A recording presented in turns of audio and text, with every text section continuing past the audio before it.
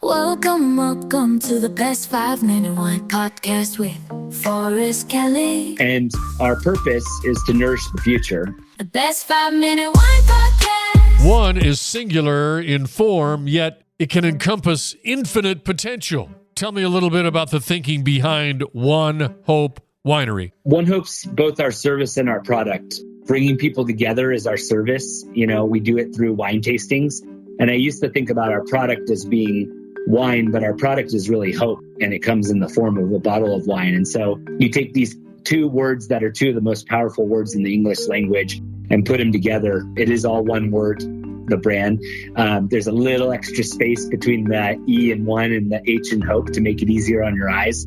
We're a very unique brand that's brought two strong words together and represent our service and our product. And our purpose is to nourish the future. And it has been since day one. And One Hope works perfectly with our North Star and our purpose of nourishing the future. And our vision's to build the most innovative, iconic, and impactful wine brand of this generation. And when we realize that vision, we'll have served our purpose. When you go to our website, you kind of look at the About Us, and you notice like we're living our mission day to day, which is sharing wine and giving hope. And that ladders up and serves our purpose as well to nourish the future. So I started off as Hope Wine, and I would always describe it that it was going to be this one overarching brand of hope with lots of products and lots of causes underneath it. And over time, it developed from one overarching brand of hope to One Hope. Yeah, sometimes when you're standing inside the winery, which we'll get into in just a second, but when everybody's gone home and you're there by yourself and you're standing in that huge building and you just got to look around and go, wow, this all started from the back room, standing in a slop bucket at Stater Brothers. I do, and I have my original truck that I started delivering our first cases out of the back of my truck. It's a 2007 F-150, and it's parked out in front of the winery. And it is part of what we share with people. A lot of nice cars come into the winery now because we're a nice and fairly exclusive tasting room here in the heart of Napa. And so you attract a lot of fancy cars. And my beat up truck,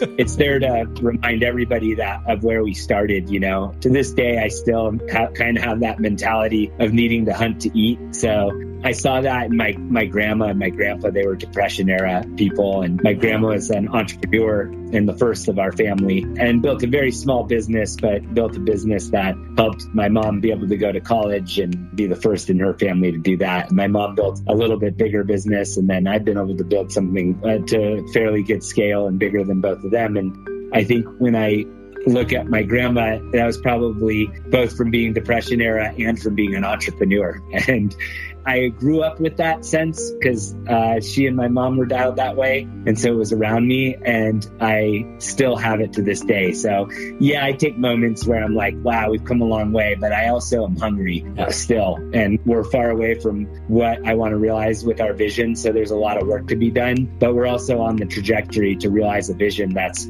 when you talk about trying to be the most innovative, iconic, and impactful wine brand of this generation, that's a generational vision. Yeah. And so you got to stay hungry the whole generation.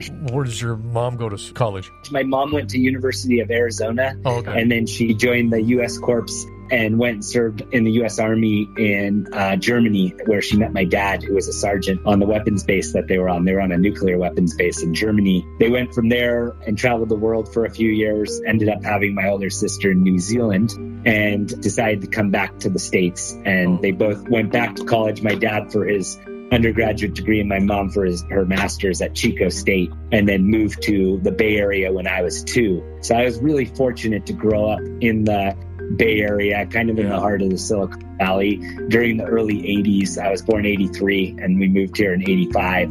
And it was a really special time of innovation and entrepreneurship. And my mom built a business in the same area that my grandma did, which is marketing research. So that's where you went to Berkeley, even though your parents tried to get you to go to their school? Well, I was born in Chico, so I've always had a special bond with it. But yeah, growing up, my dad worked at Stanford as a construction manager, and I got to watch that campus be built, and I was a big Stanford fan. And then I got the opportunity to go to Berkeley. I played a little bit of football there and also played on the championship rugby team. It's an amazing program there. Wow. played sports there, got to be a part of the fraternity system, and was part of the student government too. So I had a well-rounded college experience and was very social, and it got me prepared, I think, for being a leader in general and building organizations. Oh, I bet you the alumni loves having you on the board or being an alumni, because when you come to the party, you're bringing the good stuff. It is always good to have a wine guy on the team, you know? So it is easy. It's my easiest thing to contribute is that and ideas. I love coming up with, different brands and ways to share things.